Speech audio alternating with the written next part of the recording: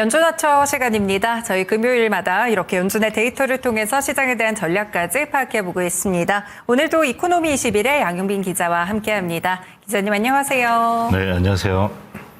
네, 오늘 기자님과 그럼 함께할 주제부터 공개해보겠습니다. 신현송 한은 총재 지명자가 본 환율 핵심 변수는 NDF라고요. 네, NDF에 대한 개념도 들어보고요. 그렇다면 또 새롭게 이 제명이 되고 또 새롭게 한은 총재에 오르게 될 신현송 후보자의 이야기까지 함께 살펴보도록 하겠습니다. 네, 얼마 전에 청문회가 있었는데요. 여기서 아무래도 화두가 됐던 부분들이 이제 개인 신상도 있겠지만 결국에는 높아지고 있는 환율이라든지 최근에 국내 금융시장에 대한 위기 이런 것들에 대한 질문들이 상당히 많았습니다. 여기서 이제 원화 환율의 문제를 질문을 받았는데 선물하는 시장을 굉장히 또 강조를 했거든요. 서학기미보다 NDF를 이렇게 좀 지적한 이유 무엇일지 일단 NDF 개념부터 저희 좀 들어볼게요, 기자님. 네, 누구나 미래를 모르기 때문에 네. 지금 뭐 예를 들어 원달러 환율이 1달러당 1,500원이다. 근데 한 달 뒤에는 이게 1,600원이 될지 네. 또는 1,400원이 될지 그거를 정확히 아는 사람은 세상에 아무도 없잖아요. 그렇죠. 네. 그래서 미래에 이런 것을 누구나 해지를 하고 싶은 욕망이 있어요. 그럼 그런 사람들은 어떤 사람이냐? 뭐 다양한 사람들이 미래의 이제 환율 변동이라든지 네. 또는 뭐 이게 이자율 변동도 있고 주가지수 변동도 있고 그런 거에 대해서 해지를 하는 사람들이 원하는 사람들이 굉장히 많은데요. 보통 그런 것들이 이제 어느 정도 정규화되고 잘 이제 이 깨끗한 규칙 이런 거에 의해서 움직이면 그런 것들은 거래소에서 거래가 됩니다. 그렇죠. 그래서 네. 외환 선물도 있죠 지금. 맞아요. 근데 그런 것들은 보통 뭐 3개월마다 만기가 온다든지 딱 규격이 정해져 있는데 그거에 꼭 그런 데서 꼭 안 되는 분들도 있거든요. 그래서 이제 뭐 여기서 이제 쉽게 예를 들자면은 어떤 수출 기업이 있는데 6개월 뒤에 이 수출 대금을 받기로 했어요. 네. 뭐 예를 들어 $10,000 이걸 받기로 했습니다. 그런데 지금 이제 계약서를 작성할 때 지금 보니까 현재 원화 환율은 1,500원인 거예요. 네. 근데 이게 만약에 6개월 뒤에 이게 환율이 1,400원이 됐다. 그러면 이분은 어떻게 됐냐면 지금의 딱 생각으로는 $10,000를 받으니까 그리고 지금은 1,500원이니까 그럼 1,500만 원. 그렇죠. 이렇게 생각을 할 거 아니에요? 네. 그런데 6개월 뒤에 환율은 또 어떻게 될지 모르잖아요. 맞아요. 근데 그게 만약에 1,400이 됐다. 그러면 그때 자기가 받을 수 있는 돈은 원화로 줄죠? 1,400만 원이 되는 거고. 네. 근데 운이 좋아서 1,600이 됐다. 환율이. 그러면 1,600만 원이 되는데 이게 이제 조그만 작은 규모의 자금이라면은 네. 큰 문제는 없어요. 예를 들어 이거를 이제 어떤 투기적으로 또는 상승할 거에 베팅하는 사람도 있을 거고 또는 하락할 거에 베팅하는 사람도 맞죠. 있을 텐데 만약에 이게 삼성전자쯤 된다. 100억 불을 받기로 했어요. 네. 근데 그냥 가만히 있다가 이게 1,400원이 되면 좀 상당히 차이가 좀 커지겠죠. 어마어마하게 받을 수 있는 되겠죠. 돈이. 그럼 네. 이렇게 이제 규모가 큰 사람들은 특히 이제 어떤 수출 기업이라든지 또는 수입 기업이라든지 이런 분들은 6개월 뒤에 이게 대금이 이게 당장 딱 들어오면은 아무 문제가 없는데 네. 보통 이게 납품이 되고 하면 이게 시간이 많이 걸리잖아요. 맞죠. 그런 것들을 대비하기 위해서 어떤 걸 하냐면은 좀 비정규직인 거예요. 그러니까 이거는 어떻게 보면은 우리가 이 역외 거래라고 그 장외 거래라고 네. 해서 OTC에서 이제 거래되는 건데요. 그래서 이제 만약에 NDF에서 지금 현재 시장에서 보통 한 6개월 뒤에 그 달러를 얼마로 하겠냐 그거를 약속을 하는 게 만약에 1,520원이었다. 네. 그렇게 하면은 이제 이 사장님은 요 계약을 $10,000치를 이제 이 계약을 들어가는 거죠. 네. 근데 여기서는 돈은 안 들어가요. 그러니까 이거는 그냥 계약만 하는 거고 만기에 가서 6개월 뒤에 차익이 생기잖아요. 그렇죠. 1,520에 계약을 했는데 6개월 뒤에 이게 실제 환율은 1,400이 될 수도 있고 1,600이 될 수도 있고 하면은 그 차이가 생기잖아요. 그럼 그만큼만 더 계산해서 주거나 받거나 하면 됩니다. 아, 네. 그러면 이제 그걸 간단히 계산해 보면요. 만약에 이제 1,400원이 된 경우, 거기 이렇게 쭉 저기 표에서 보면은 원화 손익은 어떻게 되냐면은 1,520원에 계약을 했잖아요. 네. 그러면 120원이 수익이 생기죠. 그쵸. 아주 뭐 기분 좋죠. 그런데 이거는 뭐냐면은 그 차익만큼만 해주는 거기 때문에 네. 그 6개월 뒤에 $10,000를 받았고 그거를 현물로 바꾸면은 1,400만 원밖에 못 받잖아요. 네. 근데 저게 그 NDF 계약 때문에 120만 원이 1,200만 원이 더 들어와서 네. 계산이 잘못됐네. 그 만불이니까 얼마죠? 저게 120만 원. 120만 원이 맞네요. 네네. 120만 원이 더 들어오고 그래서 만기에 얼마를 받게 되냐면은 1,520을 받아요. 마찬가지로 1,600원이 됐다. 네. 그럼 이 경우에는 일단 이 안 되죠? 사장님은 굉장히 좋아요. 왜냐면은 만불을 받아가지고 1,600만 원이 생기지만 근데 NDF 계약은 얼마였냐면 1,520원 했잖아요. 맞죠. 그러면 80원 손해잖아요. 맞아요. 그러면은 그 80을 빼주면 되니까 똑같이 또 만기에서의 원화 가치는 이 사장님한테는 얼마가 되냐면 1,520원이 되는, 네. 1,520만 원이 됩니다. 그러면 이거는 이 기업들에게 실제 뭐 수출을 하고 하는 이런 기업들한테는 굉장히 중요한 거를 제공하는데요. 그렇겠네요. 기업이 제일 불안해하는 거는 뭐냐면 대외 환경에 불확실성 증가잖아요. 뭐 관세라든지 환율이라든지. 근데 이런 것들을 해지할 수 있는 수단을 제공해 줍니다. 근데 세상에 모든 사람들이 해지만 하려고 그러면은 그 아무도 그렇죠. 이 거래가 안 되잖아요. 네네. 그럼 해지의 반대는 또 누가 있냐면은 투기하는 사람들이 있어요. 아, 그렇군요. 내가 볼 땐 아니야. 그 정도는 아니야 하면서 이게 이제 시장이 움직이겠죠. 네. 물론 요즘 같은 경우에는 NDF 환율이 더 높을 수도 있죠. 만약에 이제 많은 사람들이 앞으로 상승 쪽으로. 더 상승 쪽으로 배팅을 할 수도 있고 네. 아니면 또 더 낮게 갈 수도 있고 뭐 그렇지만은 어쨌든 이 수출 기업 같은 경우에 있어서는 요거가 굉장히 중요한 게 되는데 그러면 이 시장에 참여하는 사람들은 어떤 사람이냐? 이런 수출 기업만 하는 게 아니라 네.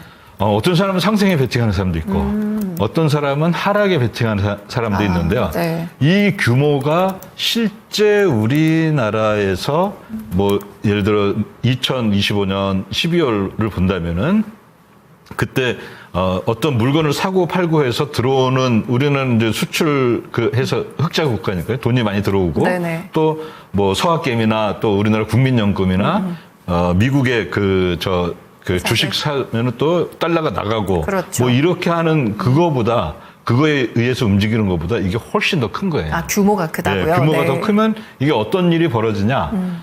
여기서 결정되는 환율이 실제 현물 시장에서 실제 영향을 외환 시장에서 거래되는데 가격에 영향을 미쳐요. 그래서 요거는 많은 분들이 연구를 많이 하셨는데 네. NDF 환율이 변하면은 실제 현물 환율이 변하느냐 요렇게 이제 그걸 해봤어요. 그랬더니 굉장히 유의미한 통계적으로 유의미하다. 네. 그리고 또 거꾸로도 해봤어요.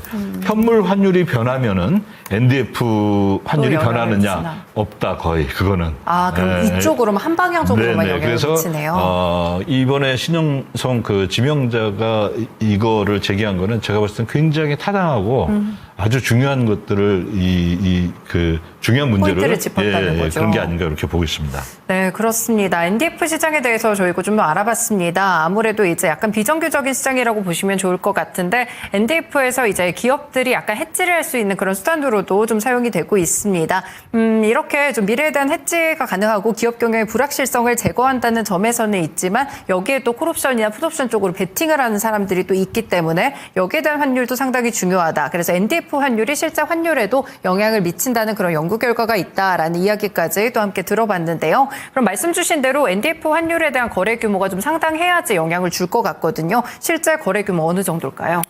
네, 이 차트는 이제 역에, 그러니까 우리나라 말고 역에니까 주로 뭐 홍콩, 싱가포르, 뭐 뉴욕에서 거래되는 NDF, NDF인데 이 NDF는 이제 웬만하면은, 예를 들어 엔화라든지 달러화라든지, 이런 통화를 대상으로는 NDF는 별로 없어요.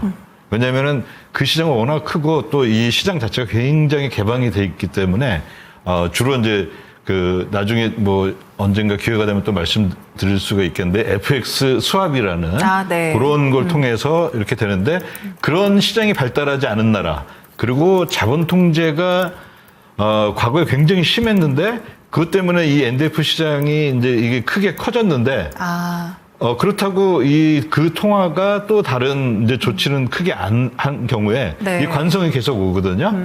그러면 이제 그런 나라들의 통화가 인도의 루피, 그다음에 네. 대만 달러, 그다음에 우리나라 원화, 그리고 브라질의 헤알한데요. 요것들이 빅4예요. 아, 그렇군요. 근데 이게 상당히 우리나라 원화 통화가 굉장히 높아요, 보면. 그렇네요. 대만하고 여기서는 이제 위치가 바뀌어 있는데 대만하고 한국하고 2, 3등을 왔다 갔다 비슷하네요. 합니다. 네. 그 얘기 뭐냐면은 이 해외 NDF, 역의 NDF 시장에서 원화가 차지하는 비중이 굉장히 무시 못하게 우리가 생각하는 것 이상으로 어마어마하게 커졌다는 거고, 그것은 뭐냐면은 해외 투자자들이 네. 요즘 우리나라 이제 우리나라 채권에도 많이 들어오고 네, 있잖아요. 그쵸, 그쵸. 그리고 이제 앞으로 또 시장이 이 주식 시장에 대한 여러 가지 조건이 바뀜에 따라서 주식에도 이제 직접 투자할 수 있는 그런 게 되면은 이 환율 변동에 굉장히 민감하잖아요. 네. 이 사람들도 뭐 예를 들어 그냥 보통 사람이라면 만불 갖고 투자하면 환율 이 운에 맡길래 이럴 텐데, 그렇지 않은 분들은 굉장히 신경을 쓸 거란 말이죠. 그렇죠. 어마어마하게 큰 투자를 하시는 분들은.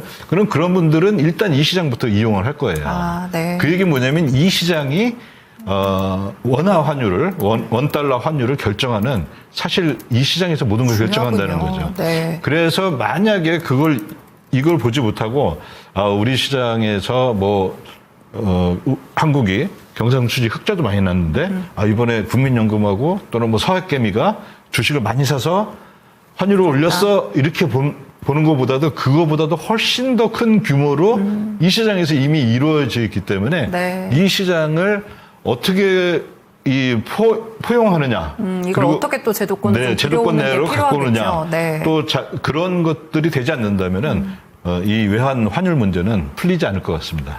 네, 그렇군요. 후보자가 지적했던 이 관련해서 이렇게 좀 지적을 했던 문제가 여기에 있는 것 같습니다. 이를 좀 제도권 안으로 들어온다든지 이런 이야기들을 했었는데, 여기 NDF 시장에서 원화 영향도 상당하고요. 그렇기 때문에 실제 현물 환율에도 영향을 크게 미치는 그런 시장이라는 점까지 좀 체크를 해봤습니다. 실제 좀 이 서학개미들이 투자하는 그런 거래 금액과 좀 비교했을 때 좀 더 규모를 크게 할 수 있을 것 같은데, 비교해보면 어느 정도로 차이가 나나요?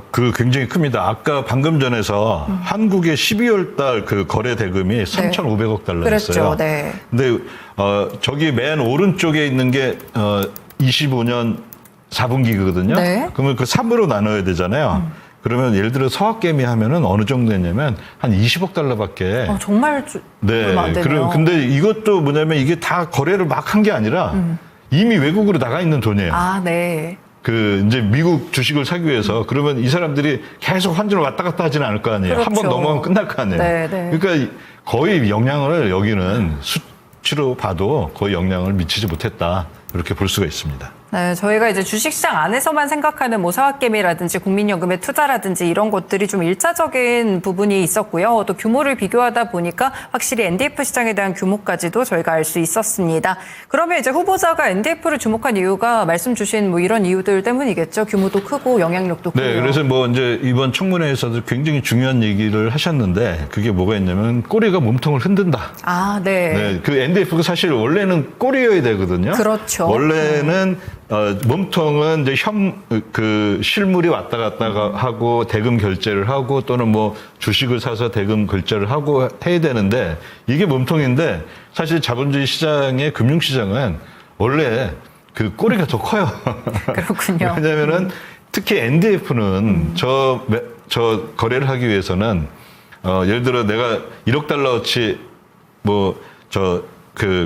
6개월 후에 또는 1개월 후에 얼마를 내가 베팅을 하겠다 그러면 1억 달러 필요한 게 아니거든요. 네. 왜냐하면 나중에 그 차액만 계산해 주기 때문에 거의 선물에 준하는 그 증거금 정도, 그렇네요. 그 정도만 이제 내고 하기 때문에 이 시장의 규모가 사실 크고, 그 다음에 또 많은 외환 거래 종사하시는 분들이 지금 한국 시장에 앞으로 외환 환율은 어떻게 될까 하면은 한국은행이 고시하는 그 외환 네, 가격이 있잖아요. 네. 그걸 보는 게 아니라 NDF부터 보는 거예요. 그렇군요. 그래서 이게 이제 꼬리가 몸통 흔들고 있기 때문에 예를 들어 이제 환율 문제, 이 신현성 이제 지명자의 이 해법은 뭐냐면, 환율 문제를 우리가 고려를 한다, 이걸 풀고 싶다.